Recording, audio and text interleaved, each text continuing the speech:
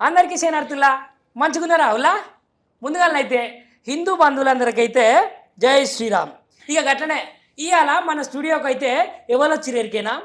హిందూ యొక్క పరిరక్షకుడు, ఈ హిందూ ధర్మాన్ని నిరంతరము రక్షించే వాళ్ళల్లా ఈ శ్రీ శ్రీ శ్రీ శ్రీ శివస్వామి ఒకరు. మరి అట్లాంటి శివస్వామి అయితే ఇవాళ మన స్టూడియోకి వచ్చిండు. ఏ ముచ్చట మీద మాట్లాడేందుకంటే ఇగో సనాతన ధర్మం గురించే కానీ ఈ భారతదేశం గురించే కానీ ఎవరైతే నీచంగా మాట్లాడుతున్నారో నీచుల గురించి అయితే వాళ్ళ భరతం పట్టాలనే ఇవాళ శివస్వామి పూనుకున్నాడట. మరి మన స్టూడియోకి వచ్చిండు. మరి మనమైతే స్వామితో అయితే మాట్లాడే ప్రయత్నం అయితే చేద్దాము.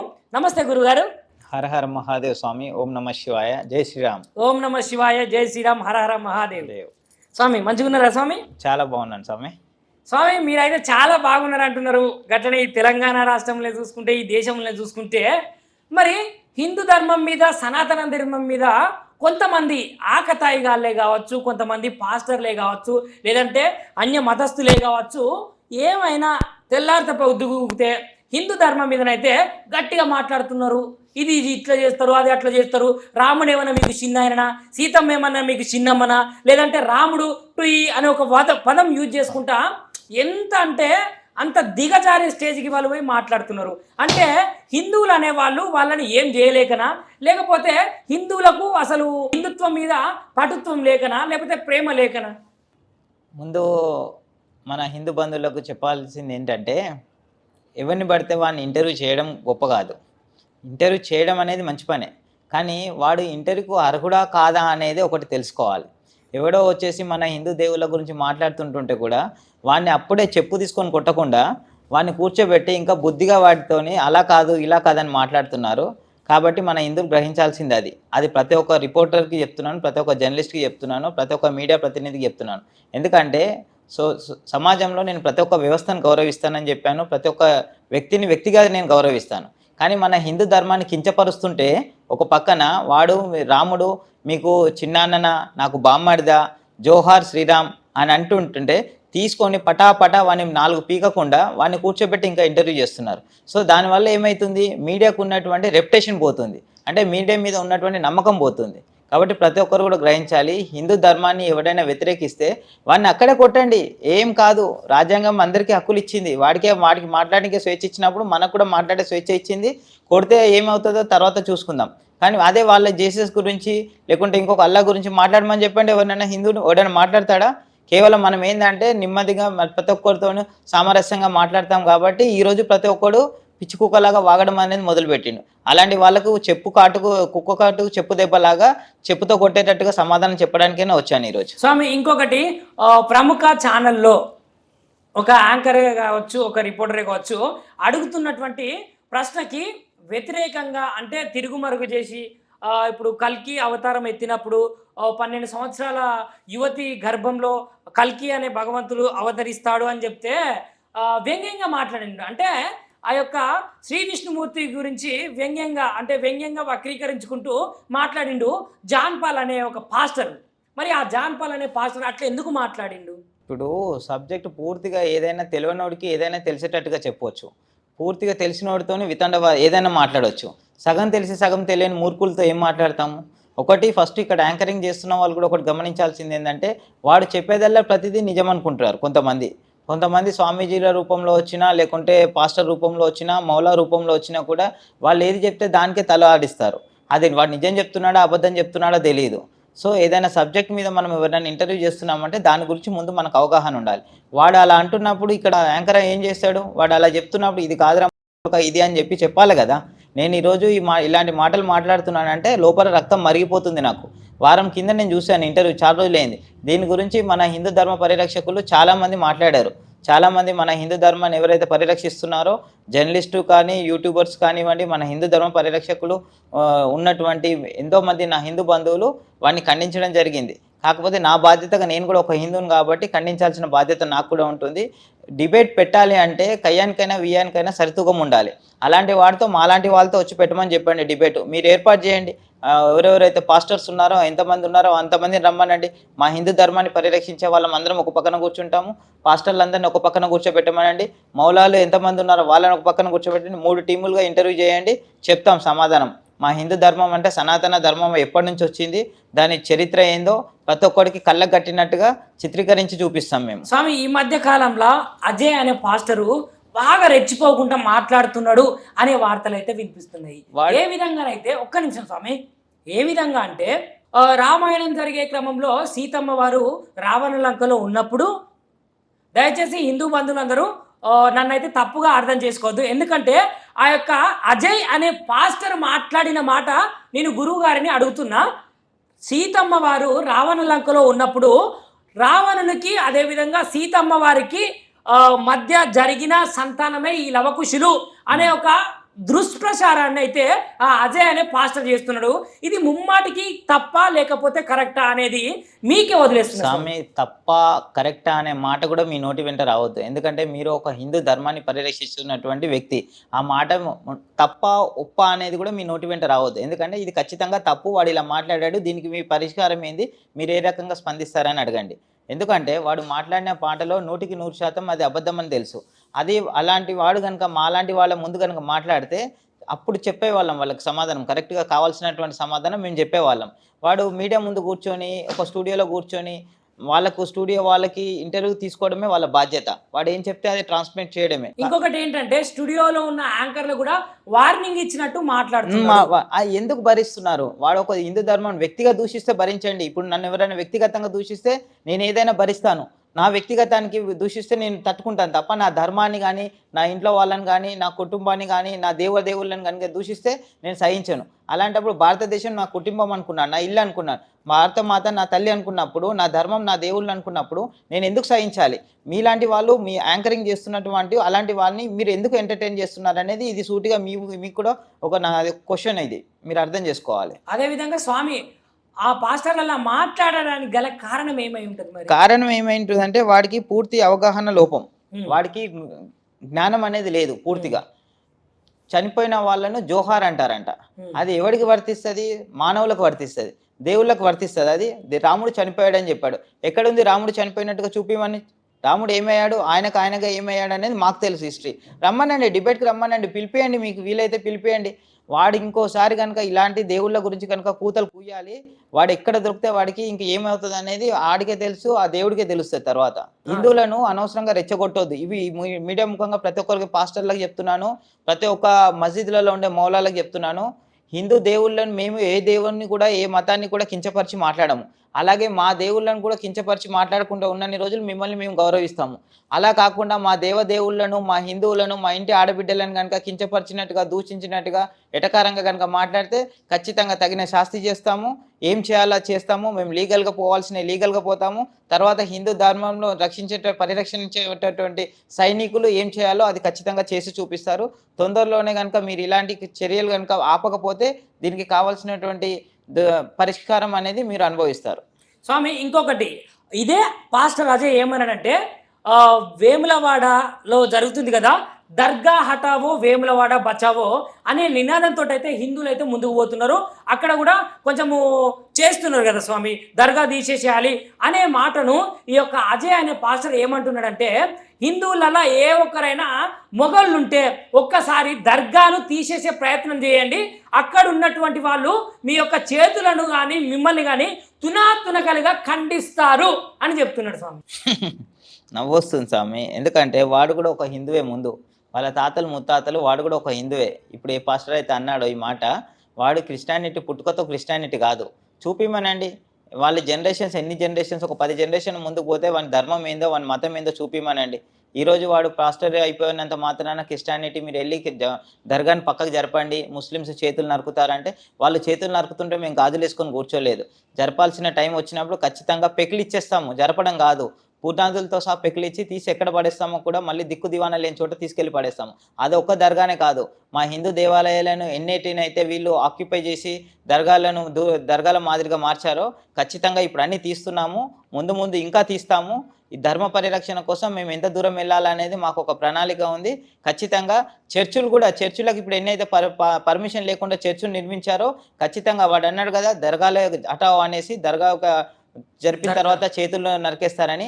దర్గానే కాదు, మీ చర్చిలో కూడా జరిపే పరిస్థితి వస్తుంది. కూల్చే పరిస్థితి వస్తుంది. ఎన్ని చర్చిలకు పర్మిషన్ ఉన్నాయి, ఎన్ని చర్చిలకు పర్మిషన్ లేదు, అసలు చర్చి కట్టాల్సినప్పుడు తీసుకోవాల్సినటువంటి పర్మిషన్లు ఎన్ని ఉన్నాయి అవన్నీ చూపిస్తాం మేము ముందు ముందు. ఇది సనాతన ధర్మం, హైందవ ధర్మం, హిందూ రాష్ట్ర కాబట్టి ఇక్కడ దేవాలయాలు తప్ప వేరే వాటికి చోటు అనేది లేకుండా చేయడమే మా సంకల్పం. స్వామి ఇంకొకటి ఏంటంటే హిందువులకు సనాతన ధర్మాన్ని నమ్మే వాళ్ళకు ఒక జంతువు అయితే పవిత్రంగా పూజిస్తారు కదా స్వామి, మరి ఆ యొక్క జంతువు ఏంటిదంటారు? ఒక్క జంతువు కాదు స్వామి, మనం ముక్కోటి దేవుళ్ళలో ఒక్కొక్క దేవునికి ఒక్కొక్క వాహన రూపంలో ఉంటుంది. కాలభైరవునికి శునకం ఉంటుంది, అలాగే మనకు వారాహి మాత ఉన్నారు, అలాగే మనకు ఎలుక వాహనం ఉన్నారు, సో అట్లా నెమలి ఉన్నారు కుమారస్వామికి. సో ప్రకృతిలో ఉన్నటువంటి భూమండలంలో ఉన్నటువంటి ప్రతి ఒక్క జీవరాశిని కూడా మనం జీవరాక్షసిలో ప్రకృతిలో పంచభూతాలలో మనం దేవుణ్ణి చూడడం జరుగుతుంది. ఒక్కటని కాదు స్వామి, వాళ్ళు మనుషులుగా చూడనప్పుడు ప్రకృతిని ఏం ప్రేమిస్తారు, జంతువులలో వాళ్ళు ఏ దేవుణ్ణి చూడగలుగుతారు? స్వామి జంతువులలో ప్రధానంగా మనం వినాయకునికే మనం గజేంద్రుని తల అమర్చినటువంటి గొప్పతనం స్వామి మనది. ఒక జంతువు ఏముంది మనకు, ఏ జంతువు లేదు చెప్పండి?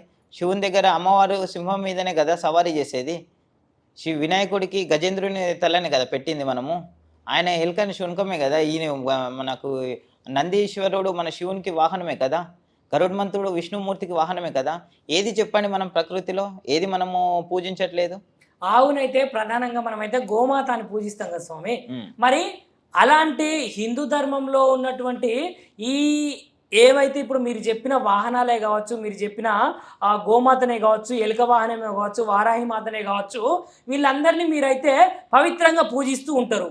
హిందువులు ప్రతి ఒక్క రాయిలా, రప్పలా, గాలిలా, ధూళిలా, నింగిలా, నేలలా, అగ్నిలా ప్రతి ఒక్కటి భగవత్ స్వరూపంగానైతే కొలుచుకుంటూ భగవత్ స్వరూపంగానైతే పూజిస్తారు కదా. మరి అలాంటి గోమాతను అదేవిధంగా గోమూత్రాన్ని కించపరుచుకుంటూ అవహేళనగా మాట్లాడుతుంటే మరి ఏం చేస్తున్నారు హిందువులందరూ? ఎటుపోతుంది మరి ఈ సనాతన ధర్మం యొక్క సంస్కృతే కానీ సాంప్రదాయాలే కానీ? స్వామి ఇక్కడ ఇది ఒక గోమాత గురించి మాట్లాడాలంటే ఒక గోవు గురించే కాదు స్వామి, వ్యవస్థ గురించి మాట్లాడుకోవాలి. ఆ వ్యవస్థ అనేసరికి ఎక్కడ పోతుందంటే అది ఎంటైర్ రాష్ట్రాలు దాటి దేశాల మీదకి వెళ్ళిపోతుంది. ఎందుకంటే మనమే చూడండి, సింపుల్గా ఒక ఎగ్జాంపుల్గా మాదిరిగా చెప్తాను మీకు. ఒక గోవును మనము చిన్నప్పటి నుంచి పెంచి పెద్ద చేస్తే అది పాలిచ్చేంత వరకే దాన్ని పరిరక్షణ చేస్తున్నాము. అది పాలియడం ఎప్పుడైతే మానేస్తుందో మనము ఆల్కబీరుకు పంపిస్తున్నాం. వయసు అయిపోయిన తర్వాత డొక్కలు ఎండిపోయేసిన తర్వాత రోడ్డు మీద వదిలేస్తాం, దానికి గడ్డి కూడా పెట్టాము. సో ఈ తప్పు ఎవరిది? అది తప్పు మనలో ఉంది స్వామి, బయట వాళ్ళలో కాదు. మనం దూషించడము, ముస్లిమ్స్ని అనడము, వాళ్ళు తింటున్నారు అంటే మనం ఇవ్వకపోతే వాళ్ళు ఎక్కడి నుంచి తింటారు స్వామి? తీసుకెళ్ళి మనమే కదా వాళ్ళకి అప్పచెప్తున్నాము, ఇది మాకు పనికిరాదు మీరు తినండి అనేసి. ఈరోజు వాళ్ళు తింటున్నారు అంటే కూడా మళ్ళీ మనం వాళ్ళే అనేది కూడా మనమే, ఇచ్చేది కూడా మనమే కదా. కాబట్టి ఒక మనిషికి మనం కర్మకాండలు ఎలా అయితే చేస్తామో, ఒక మనిషి చనిపోయినప్పుడు ఖచ్చితంగా ప్రతి గోమాతను కూడా, ఎద్దులకు కూడా, ఏదైనా సరే మూగజీవులకు, రాక్షసులకు చనిపోయినప్పుడు మనిషికి ఎలా అయితే కర్మకాండలు చేస్తామో ఖచ్చితంగా మనం పెంచి సాధుకు పెంచుకున్నటువంటి అవి బాగున్నప్పుడు మనకు పాలిస్తాయి, పొలాన్ని దున్నుతాయి, వ్యవసాయాన్ని, ఎడ్ల బండిని లాగుతాయి, ఎన్నో రకాలుగా మనకు వాటి జీవనం మొత్తం మనకు అర్పిస్తాయి. కాబట్టి ఖచ్చితంగా గోమాత అనేది మరణించినప్పుడు ఖచ్చితంగా మనిషికి ఎలా అయితే మనం కర్మకాండలు చేస్తామో వాటిని కూడా అలాగే చేస్తే అప్పుడు వాళ్ళకు గోవులు అనేది ఉండవు, వాళ్ళు తినడం అనేది మానేస్తారు. ఇప్పుడు మానేపియాలంటే ఎంతసేపు స్వామి? ఇప్పుడు బీఫ్ షాపులు ఉన్నాయి, ఎక్కడెక్కడ గొడ్డు మాంసం అమ్ముతున్నారో ఆ షాపుల మీద ఇప్పుడు వాళ్ళు మొన్న నాగ్పూర్లో చేసినటువంటి దాడుల్లాగానే ప్రతి షాప్ మీద దాడి చేస్తే ఏం చేస్తారు? ఒకరోజు పెడతారు, 2 రోజులు పెడతారు, కంటిన్యూ ఒక వారం రోజులు దాడులు చేస్తే పెద్ద కూర షాపులన్నీ బంద్ అయిపోతే ఎవడు అమ్మేవాడు లేకపోతే తినేవాడు ఎవడు? అమ్ముతున్నారు కాబట్టి కదా తింటున్నారు. వాళ్ళు అమ్ముతున్నారంటే మనం గోవులను తీసుకెళ్ళి మనం ఆల్కబీర్కి అమ్ముతున్నాం కదా, మనం అమ్మబట్టుకని కదా వాళ్ళు కట్ చేసి ఇక్కడ అమ్ముతున్నారు. మళ్ళీ అమ్మేది మనమే, తింటున్నారు అనేది మనమే. సో తప్పు అనేది మనలోనే ఉంది కదా. ప్రతి ఒక్కరు కూడా, నేను ప్రతి ఒక్క వ్యవసాయదారునితో కానీ గోశాల నడిపించేటటువంటి వ్యక్తితోని నేను మరొకసారి విన్నవించుకుంటున్నాను, గోవులు కనుక చనిపోతే మనం ఎలా అయితే మనిషిని పూడ్చిపెడతామో అలాగే పూడ్చిపెట్టండి. ఏ గోశాలకు కూడా పంపించకండి, వాళ్ళు అక్కడ గోశాల నుంచి ఆల్కబీర్కు పంపించకండి. వాటికి కావాల్సినటువంటి కర్మకాండలు అనేది ఒక మనిషికి ఎలా నిర్వర్తిస్తామో అలాగే నిర్వర్తించాలని కోరుకుంటున్నాను స్వామి. అదేవిధంగా పవిత్రమైన గోవు యొక్క మూత్రాన్ని అయితే సర్వరోగ నివారణగా హిందూ ధర్మాన్ని నమ్మే ప్రతి ఒక్క జనం అయితే నమ్ముతారు కదా. సో అట్లాంటి గోమూత్రం మీద కూడా సెటైర్లు వేసుకుంటూ మాట్లాడిండు ఈ పాస్టర్ అజయ్. దాని గురించి ఏమంటారు మరి? వాడికి గోవుకు మనిషికి గొడ్డుకు తేడా తెలియదు. తెలియనప్పుడు వాడికి గో గొప్పతనమే తెలియనప్పుడు గోమూత్రం గొప్పతనం ఎక్కడి నుంచి తెలుస్తుంది స్వామి? గోమూత్రము అంటే వాడు ఏమనుకుంటున్నాడంటే పొద్దున్న లేస్తే వాడు పోసుకునే మూత్రం అనుకుంటున్నాడు. వాడి మూత్రం దేనికి పనికిరాదు. అలాగే గోమూత్రంతో పోలుస్తున్నాడు వాడు.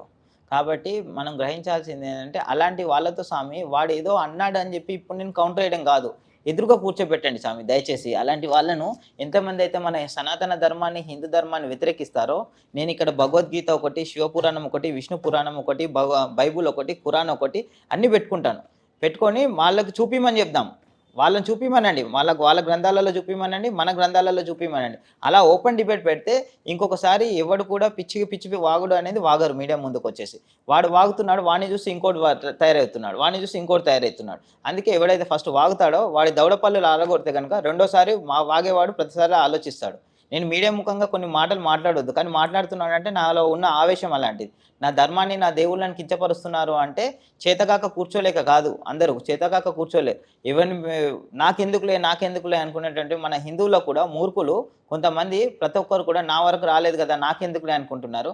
వాడి ఇంట్లో వాళ్ళకి వస్తే కానీ అప్పుడు కానీ వీళ్ళు లెగరు. కాబట్టి ఇప్పటికైనా సరే ప్రతి ఒక్క హిందువు లెగాలి. మన హిందూ ధర్మ పరిరక్షణ కోసం పాటుపడాలి. ఇలాంటి ఎవడైతే ఎక్కడైతే కూతలు కూస్తాడో వెంటనే దవడపళ్ళు రాలగొట్టాలని నేను కోరుకుంటాను. అంటే స్వామి మీరైతే ఈ విధంగా మంచిగానే మాట్లాడుతున్నారు, సానుకూలంగా మాట్లాడుతున్నారు, హిందువులందరూ నా బంధువులు అట్లా ఇట్లా మాట్లాడుతున్నారు.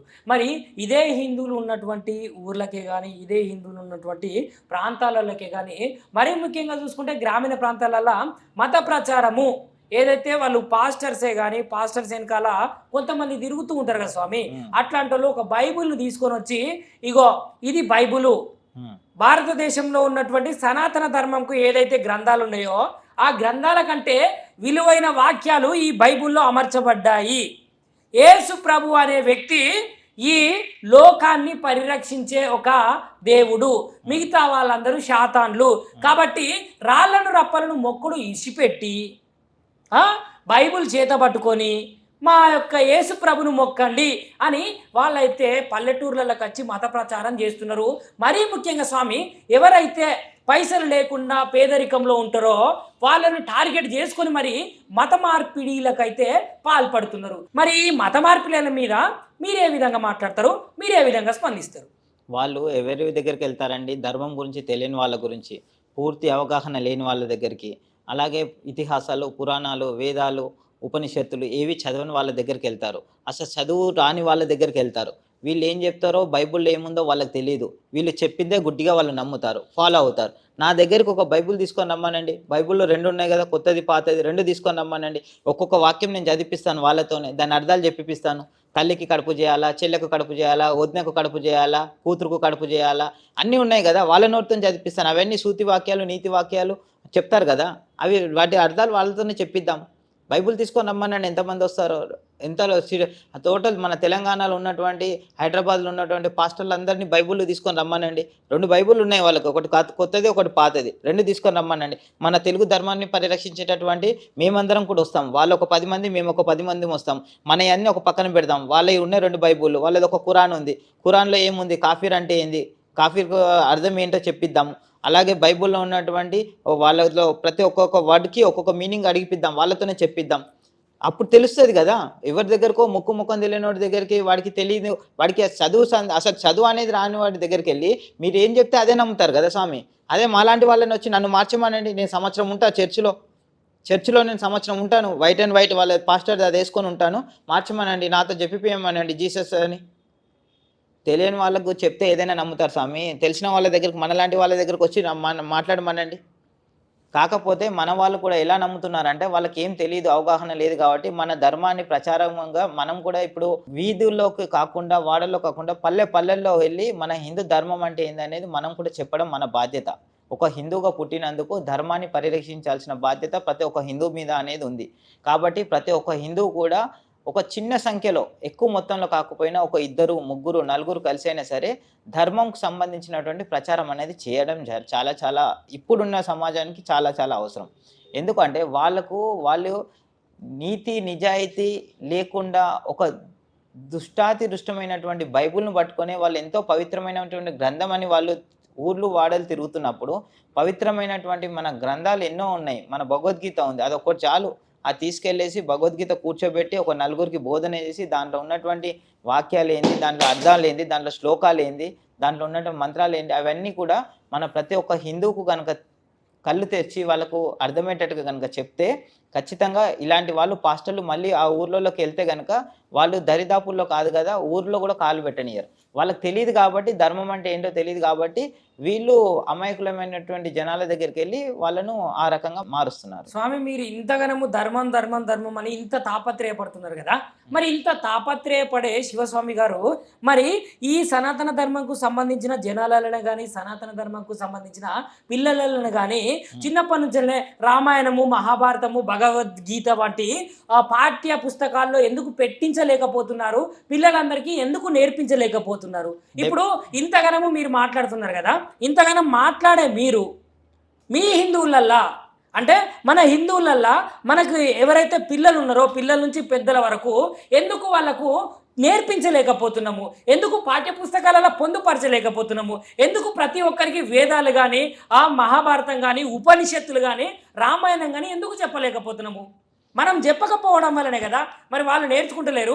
ఇప్పుడు మనం చెప్పకపోవడం వల్లనే ఈ అజయ్ లాంటి పాస్టర్స్ అటు రావణునికి ఇటు సీతమ్మ వారికి వేరే విధంగా అక్రమ సంబంధం లాగా కట్టి లవకుశులు అనే అంత చెడ్డ పేరు వాడు తీసుకొస్తున్నాడు. కాబట్టి మన ధర్మాన్ని మనమే మన పిల్లలకు నేర్పిస్తే అదొక మంచి పద్ధతిగా బాగుంటుంది కదా అన్న ఉద్దేశం స్వామి. మన పాఠ్య పుస్తకాలు అనేది ఈరోజు చిత్రీకరించినవి కాదు, ఈరోజు ముద్రించినవి కావు. గత 70-80 ఏళ్ళ నుంచి కూడా అవే ముద్రించినవి, అదే అక్బర్, బీర్బర్, బార్బర్ కథలే నడుస్తున్నాయి. ఈరోజుకి అదే నడుస్తున్నాయి. మన సెంట్రల్ గవర్నమెంట్లో వచ్చేసి ఇప్పుడు బీజేపీ 10 ఏళ్ళ నుంచి ఉంది.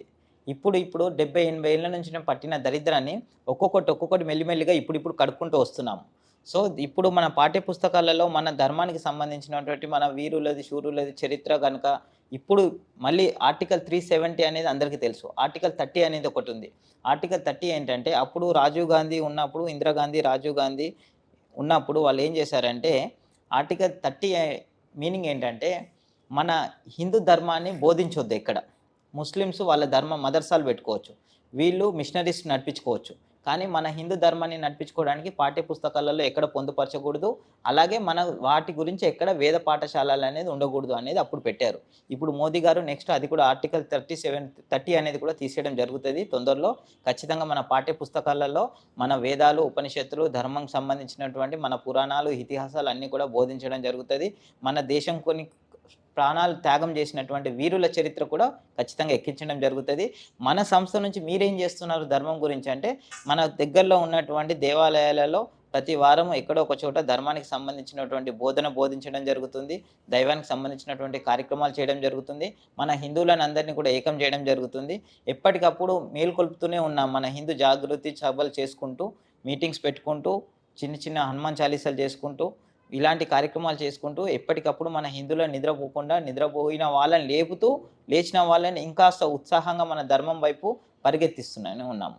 స్వామి ఇంకొకటి ఏంటంటే స్వామి ఇప్పుడు మీరు చూసుకుంటే ఫేస్బుక్లో ఒకటి వచ్చింది స్వామి. ఏమొచ్చిందంటే అంటే ఇప్పుడు వాళ్ళని ఏమంటారో మరి నాకైతే తెలియదు కానీ కాకపోతే వేరే మతానికి సంబంధించిన కొంతమంది పిల్లలను అక్కడ కూర్చుండబెట్టి వాళ్ళ మత పెద్ద ఎవరైతే ఉన్నారో హిందువులు కాఫీర్లు, మనకు భగవంతుడు ఒక్కడే, వాళ్ళ భగవంతుడు మనకు భగవంతుడు కాదు అనే విధంగా వాళ్ళకు చిన్నప్పటి నుంచెల్లే వాళ్ళ మతాన్ని కానీ వాళ్ళ ధర్మాన్ని కానీ వాళ్ళ సిద్ధాంతాన్ని కానీ పరిరక్షించే విధంగా వాళ్ళైతే చేసుకుంటున్నారు. ఏ విధంగా చిన్నప్పటి నుంచే ఇప్పుడు మొక్కై వంగనేదే మ్రానై వంగున అంటారు. చిన్నప్పటి నుంచెల్లే వానికి నరాలల్లా అటువంటి పదాలు ఇమిడ్చినప్పుడు మన హిందువులు చిన్నపిల్లలకు ఎందుకు చేయట్లేదు? వాళ్ళు చిన్నప్పటి నుంచి కూడా మీరు అన్నట్టుగా నరాల విషబీజాలు అనేది నాటుతూ ఉంటారు.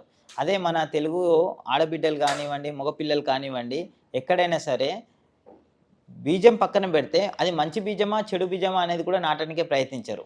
ఎంతసేపు కార్పొరేట్ లెవెల్ కల్చర్ కావాలి, కార్పొరేట్ లెవెల్లో స్టడీస్ ఉండాలి, కార్పొరేట్ లెవెల్లో జాబ్స్ రావాలి, ఇదే ఆలోచిస్తారు తప్ప ధర్మం వైపు మన పిల్లల్ని ప్రయాణింపజేద్దాము, ధర్మం బోధిద్దాము, ధర్మం అంటే ఏందో నేర్పిద్దాము అనే తల్లిదండ్రులు ఎంతమంది ఉన్నారండి ఈరోజు? వాళ్ళకు అలా కాదు. వాళ్ళకు ఫస్ట్ వాళ్ళ మతమే గొప్ప. మనకు అలా కాదు. మన ధర్మం ఎటన్నా పోనివ్వండి, పక్కింటోడు ఎటన్నా పోనివ్వండి, దేశం ఎటన్నా పోనివ్వండి, నా పిల్లలు నా స్వార్థం. ఎంతసేపు ఇదే నా పిల్లలు, నా కుటుంబం, నా స్వార్థం. ఇంకా దేశం బాగుపడమంటే ఎక్కడ బాగుపడుతుంది? అప్పటికి మొండిగా ఎంతోమంది మీలాంటి వాళ్ళు, మనలాంటి వాళ్ళు ఇంకా ఎంతోమంది ధర్మం కోసం, దేశం కోసం త్యాగాలు చేశారు కాబట్టి ఈరోజు కూడా మనం ఇంత సురక్షంగా ఇక్కడ ఉండగలుగుతున్నాం. ఇది హిందుస్థాన్ అంటే హిందువుల స్థానం. ఇది ఎవరిది స్థానం కాదు. ఇది ఏదో బ్రతకడానికి వచ్చారు, మనం బ్రతకనిస్తున్నాము. దాన్ని కూడా వాళ్ళు ఇంకా మన మంచితనాన్ని చేతగానితనం అనుకుంటే ఖచ్చితంగా హిందువులలో ఉన్నటువంటి సఖ్యత ఏందో, ఐక్యత ఏందో సమయం వచ్చినప్పుడు ఖచ్చితంగా ప్రతి ఒక్కరు చూపిస్తారు. కాకపోతే ప్రతి ఒక్కరు కూడా ఏమనుకుంటున్నారంటే నాకెందుకు అనే ఒకటి మైండ్ సెట్‌లో ఉన్నారు. ఇప్పటికైనా సరే ప్రతి ఒక్కరు జాగృతం కావాలి, లెవ్వాలి, పిల్లల పట్ల అవగాహన కల్పించాలి. ధర్మం కోసం, దేశం కోసం అనేది వాళ్ళకు విద్యా బుద్ధులు నేర్పించాలి. అప్పుడు వాళ్ళకు దేశం పట్ల ఒక అభిమానం అనేది, దేవుడంటే ఒక భయం అనేది, భక్తి అనేది ఏర్పడతది. స్వామి ఇంకొకటి ఇప్పుడు అజయ్ లాంటి పాస్టర్లకు మా ఛానల్ తరపు నుంచి మీరు చెప్పుకునేది ఏదైనా ఉంటే ఒకసారి చెప్పండి స్వామి. అజయ్ లాంటి పాస్టరే కాదు, యావత్ తెలంగాణలో ఎంతమంది పాస్టర్లు ఉన్నారో ఇది వాళ్ళందరికీ ఛాలెంజింగ్‌గా చెప్తున్నాను. రమ్మని చెప్పండి. ఎంతమంది మగవాళ్ళు దర్గా జరిపితే మగవాళ్ళు అన్నారు కదా! మగవాళ్ళు హిందువులలో ఎంతమంది ఉన్నారో చూడాలనుకుంటే మీరు ఎంతమంది పాస్టర్లు ఉన్నారో అందరూ కట్టకట్టుకొని ఇదే 24/7 ఛానల్ స్టూడియో సరిపోకపోతే ఎల్బీ స్టేడియంలో పెట్టుకుందామా, లేకుంటే ప్యారెడ్ గ్రౌండ్‌లో పెట్టుకుందామా, లేకుంటే పబ్లిక్ గార్డెన్‌లో పెట్టుకుందాం, ఎక్కడ పెట్టుకుందాం పెట్టుకోండి. అందరు పాస్టర్లు కట్టకట్టుకొని ఒకసారి రండి. మేము కూడా హిందువులం అందరం కూడా ఏకమైతాము, కూర్చుందాము, డిబేట్ చేద్దాము. ఆ రోజు నిజాలు తెలిసిన తర్వాత ఎవడెక్కడ స్థానం ఎక్కడ ఉండాలో ఆ రోజు నిర్ణయిద్దాం. ఇది ఓపెన్ ఛాలెంజ్ చేస్తున్నాను. దమ్మున్న మొగోడు ఎవడైనా ఉంటే రండి చూసుకుందాం. మీ ముఖంగా చెప్తున్నాను. ఓకే స్వామి. చాలా చాలా ధన్యవాదాలండి. మీ అమూల్యమైనటువంటి సమయాన్ని నా ధర్మం కోసం, నా దేశం కోసం నేను మాట్లాడే అవకాశం కల్పించినందుకు మీ యావత్ 24/7 టీమ్‌కి మరొకసారి శ్రీ కాశీ విశ్వనాథ సేవా సంస్థ నుంచి మీ అందరికీ ధన్యవాదాలు తెలుపుకుంటున్నాను. చూసిరు కదా స్వామివారైతే చాలా చక్కగా హిందూ ధర్మం గురించే కావచ్చు, సనాతన ధర్మం గురించే కావచ్చు, ఏ విధంగానైతే చెప్పిరో మళ్ళొక మల్క మంచి మంచి ముచ్చట్లతోటి మళ్ళొక మల్క మంచి స్వామిని అయితే తీసుకొని వస్తాను. షేర్ చేయండి, లైక్ చేయండి, సబ్స్క్రైబ్ చేయండి. మరిన్ని వీడియోల కోసం బెల్ సింబల్ పై క్లిక్ చేయండి.